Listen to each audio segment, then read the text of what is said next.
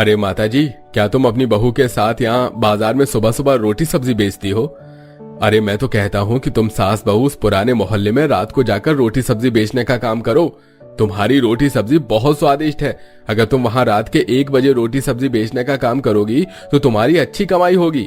सुरेंद्र सुमित्रा और करिश्मा को एक आइडिया देकर वहां से चला जाता है, पर तभी वहां पर खड़ी एक औरत सुरेंद्र की बात सुनकर सुमित्रा और उसकी बहू से कहती है, अरे बहन, कोई जरूरत नहीं है तुम्हें उस ठरकी मोहल्ले में जाने की। तुम जानती भी हो वो पूरा मोहल्ला ठरकी है। वहाँ 2-4 घर हैं और सारी फैक्ट्री है और वहाँ के सभी लोग 1 नंबर के ठरकी हैं। कोई जरूरत नहीं है रात के 1 बजे वहाँ पर रोटी सब्जी बेचने की। देखो बहन, हो सकता है कि तुम वहाँ पर 2 पैसे ज्यादा कमाओ, पर तुम वहाँ सुरक्षित नहीं रहोगी। तुम्हारी बहू भी गर्भवती है। हाँ बहन, तुम सही कह रही हो, हमें वहाँ जाने की जरूरत नहीं है। जब यही हमारा अच्छे से काम चल रहा है, क्या करेंगे हम ऐसे मोहल्ले में जाकर। इस तरह दोनों सास बहू सुबह से शाम के 4 बजे तक रोटी सब्जी बेचकर अपने घर आती हैं। कुछ देर बाद रात को अर्जुन भी घर आता है और घर आकर अपनी माँ और बीबी से कहता है, माँ, करिश्मा, आज मैंने एक प्राइवेट स्कूल में अपने राजू के लिए बात करी है। हम अपने राजू को प्राइवेट स्कूल में पढ़ाएंगे। क्या, प्राइवेट स्कूल में? और स्कूल की फीस कितनी होगी? आपने पूरी बात तो की है ना? हाँ करिश्मा, मैंने सारी बात कर ली है। स्कूल की फीस बस थोड़ी सी ज्यादा है, यही कुछ महीने के 5,000 रुपए। क्या, 1 महीने की फीस 5,000? बेटा, इतनी मुश्किल से तो हमारे घर का गुजारा चलता है। हम स्कूल की इतनी महंगी फीस कैसे जमा कर पाएंगे? माँ, आप सही कह रही हो, पर मैं अपने बेटे को पढ़ाना चाहता हूँ। मैं नहीं चाहता कि मेरा बेटा अनपढ़ रहे और मेरी तरह बड़ा होकर मजदूरी का काम करे। इसलिए मैंने सोच लिया है, चाहे कुछ भी हो जाए, मैं अपने बेटे को उसी प्राइवेट स्कूल में पढ़ाऊंगा और उसे बड़ा आदमी बनाऊंगा और हमारे आने वाले बच्चे का भी भविष्य संवारूंगा। अर्जुन अपने घर वालों को अपना फैसला सुनाकर खाना खाता है और सो जाता है, पर स्कूल की फीस की चिंता अर्जुन को सता रही होती है, इसलिए वो सही से सो नहीं पाता और रात भर करवटें लेता रहता है। ये सब सुमित्रा और करिश्मा देख लेती है, जिसके बाद करिश्मा बाहर चली जाती है और अपनी सास को बुलाती है। और जब सास बाहर आती है तो करिश्मा अपनी सास से बोलती है, माँ जी, मैं क्या सोच रही थी कि अगर हम रात के 2 घंटे भी अगर उस मोहल्ले में जाकर रोटी सब्जी बेचने का काम करेंगे तो हमारे हाथ में इतने पैसे तो आ ही जाएंगे कि हम राजू के स्कूल की फीस जमा कर सके। पर बहू, तुझे मालूम है ना, तू गर्भवती है और वो मोहल्ला ठीक नहीं है। वो पूरा मोहल्ला ठरकियों के नाम से जाना जाता है। वहाँ पर हर एक आदमी ठरकी होगा और अब उस मोहल्ले को तो लोग ठरकियों के मोहल्ले से जानने लगे हैं। माँ जी, मैं आपकी बात समझ रही हूँ, पर आप भी मेरी बात समझिए। सुबह से शाम के 4 बजे तक हम रोटी सब्जी बेचती हैं, पर उससे हम इतना नहीं कमा पाते कि राजू के स्कूल की फीस भर पाए। और आप तो जानती हैं, अर्जुन जी जो फैसला करते हैं वो उसी पर अड़े रहते हैं। हमें उनकी मदद करनी चाहिए। और वैसे भी रात के 2 घंटे ही तो हमें बस रोटी सब्जी बेचनी है। हम शाम को घर आकर खाना बनाकर थोड़ी नींद लेकर रात में ठरकी मोहल्ले में 1 बजे रोटी सब्जी बेचने के लिए चले जाएंगे। अच्छा ठीक है बहू, अगर तू इतना कह रही है तो हम उस मोहल्ले में रोटी सब्जी बेचने का काम करेंगे। करिश्मा अपनी सास को मना लेती है और दोनों सास बहू अर्जुन को आधा सच बताकर अगली रात से अपनी रोटी सब्जी का ठेला ठरकी मोहल्ले में लेकर जाती हैं और रात के 1 बजे वहां रोटी सब्जी बेचना शुरू कर देती हैं। जहां पहले दिन वो देखती हैं कि उस मोहल्ले में अधिकतर लोग नशा कर रहे हैं और एक दूसरे से बड़ी ही बदतमीजी से बात कर रहे हैं। बहू, मुझे ये मोहल्ला बिल्कुल ठीक नहीं लग रहा। देख रही है ना तू, यहाँ कोई सिगरेट पी रहा है तो कोई दारू। मुझे तो बहुत घबराहट हो रही है। माँ जी डरिए मत, कुछ नहीं होगा हमें, हिम्मत से काम लीजिए। दोनों सास बहू आपस में बात कर ही रही होती हैं कि तभी वहां एक बुढ़ा हाथों में दारू लेकर नशे में झूलते हुए आता है और सुमित्रा से रोटी सब्जी मांगता है।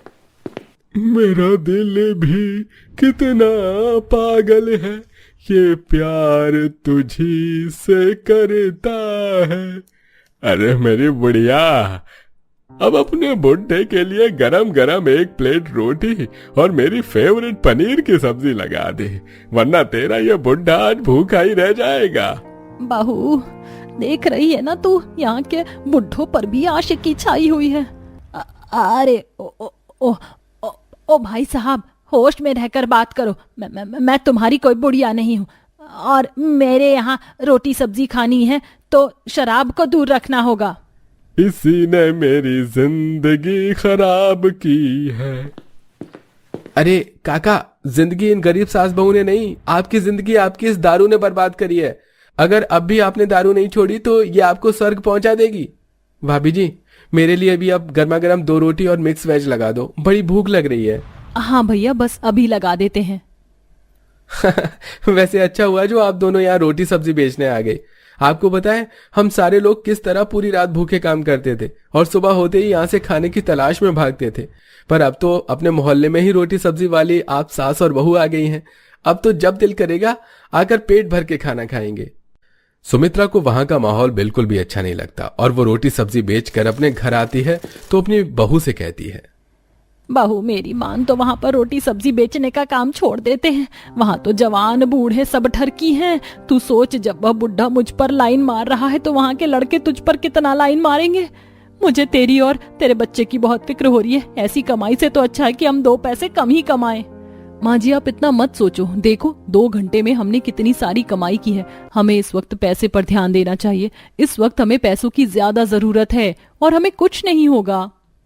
सुमित्रा के समझाने पर भी करिश्मा अपनी सास की बात नहीं मानती और अगले दिन भी दोनों सास बहू उस मोहल्ले में रात के 1 बजे रोटी सब्जी बेचने के लिए जाती हैं, जहां आज एक औरत पान खाते हुए उसके ठेले पर आती है और वहां खड़े एक ग्राहक से कहती है, क्यों रे, वैसे तो तू बड़ा कहता रहता है मुझे कि मैं तुम्हें खाना खिलाऊंगा, पार्टी दूंगा। अब तो अपने मोहल्ले में ही रोटी सब्जी बेचने वाली आ गई है। अब तो तू बस मुझे रात का खाना खिला दे। देख, मैं तेरे साथ पूरी रात जागकर काम करवाती हूँ ना, तो बदले में तो मेरे लिए इतना तो कर सकता है, ये पनीर की सब्जी, लौकी के कोफ्ते ये खिला दे। अरे ओ बहन, इस औरत के लिए भी लगा दे 1 प्लेट रोटी और सब्जी, जो भी ये मांग रही है, वरना ये मेरा दिमाग ही खा जाएगी और ना खुद काम करेगी और ना मुझे काम करने देगी। अब चले, हट यहाँ से, मैं जा रहा हूँ सिगरेट पीने। रुक जाना ठरकी, साथ में पियेंगे।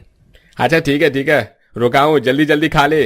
वैसे अम्मा एक बात बताना, जरा तुम्हारी इतनी सुंदर बहू है और तुम भी अभी बिल्कुल ठीक ठाक लग रही हो, फिर तुम दोनों सास बहू को ऐसी क्या मुसीबत आ पड़ी जो इस मोहल्ले में आकर रात के 1 बजे रोटी सब्जी बेच रही हो? अरे अपनी बहू के नाजुक हाथों से इतना काम करवाते हुए शर्म नहीं आती आपको? आपको तो अपनी बहू को मखमल के बिस्तर पर रखना चाहिए। मैडम अगर बुरा ना मानो तो तुम रात में फैक्ट्री के अंदर आराम कर सकती हो, रोटी सब्जी तुम्हारी सास बेच लेगी। ये हमारा घरेलू मामला है, अपना मुंह बंद करो। सुमित्रा उस आदमी को डांटकर भगा देती है, जिसके बाद वो आदमी वहां से चला जाता है और उस आदमी के जाने के बाद सुमित्रा अपनी बहू से कहती है, देखा ना बहू तूने, मुझे जिस बात का डर था वही हो रहा है। अब तो मेरी बात मान ले। माँ जी आपने बिल्कुल सही कहा, पर आपने देखा नहीं, आपके डांटने पर वो आदमी बिना कुछ बोले यहाँ से चुपचाप चला गया। माँ जी हमें बदलना होगा, जैसा देश वैसा भेष। हमें यहाँ के लोगों के साथ उन्हीं की तरह बातें करनी होंगी ताकि वह अपनी औकात में रहे। और जब बात मेरे राजू की जिंदगी की है तो मैं ऐसे टर्की लोगों से डर के घर में नहीं बैठ सकती। बहू तो सही कह रही है, जब घी सीधी उंगली से ना निकले तो इंसान को उंगली टेढ़ी ही करनी पड़ती है। अब टेढ़े के साथ टेढ़ा ही बनना पड़ेगा। अब सुमित्रा अपनी बहू की बात समझ जाती है कि किस तरह उस ठरकी मोहल्ले में रहकर उन ठरकी लोगों से डील करनी है। और इसी तरह एक बार फिर से एक शराबी उनके ठेले पर रोटी सब्जी खाने के लिए आता है और इस बार दोनों सास बहू से बदतमीजी से बात कर रहा होता है। अरे बहन, हमेशा की तरह आज भी जरा अपने मुलायम हाथों से मेरे लिए 2 रोटी और भिंडी की सब्जी लगा दे। पैसे मेरी फैक्ट्री में रात के 2 बजे आकर ले जाना। भाई साहब हमें रोटी सब्जी और चप्पल दोनों खिलाने आते हैं, आपको क्या खाना है वो आप मुझे बता दो। अरे बहन तुम तो नाराज हो गई, मैं तो यहाँ रोटी सब्जी खाने ही आया था, भला चप्पल कौन खाता है? बहन बिल्कुल करारा जवाब दिया तुमने। यहाँ के लोगों के साथ तुम्हें भी ऐसा ही बर्ताव करना होगा, तभी ये ठरकी लोग सीधे होंगे। और तू आया मजा बातें सुनकर, खाना खाने आया है, चुपचाप खाना क्यों नहीं खाता? सुमित्रा की बात सुनकर वो आदमी अपने आप सीधा हो जाता है और चुपचाप खाना खाकर वहां से चला जाता है, जिसके बाद वहां के ठरकी लोग धीरे धीरे सुधरने लगते हैं और दोनों सास बहू के साथ किसी भी तरह की कोई बदतमीजी नहीं करते, और अगर करते भी हैं तो सुमित्रा और करिश्मा बिना डरे उनका सामना करती है और लोग बकवास किए बिना उनसे सब्जी रोटी लेते हैं। इस तरह से उनकी अच्छी कमाई होती है, जिसकी वजह से करिश्मा अपने बेटे को प्राइवेट स्कूल में पढ़ा पाती है। आशा है कहानी आपको पसंद आई होगी, तो इसी बात पर कमेंट में बताना ना भूलें कि रोटी के साथ कौन सी सब्जी आपको खाना बेहद पसंद है।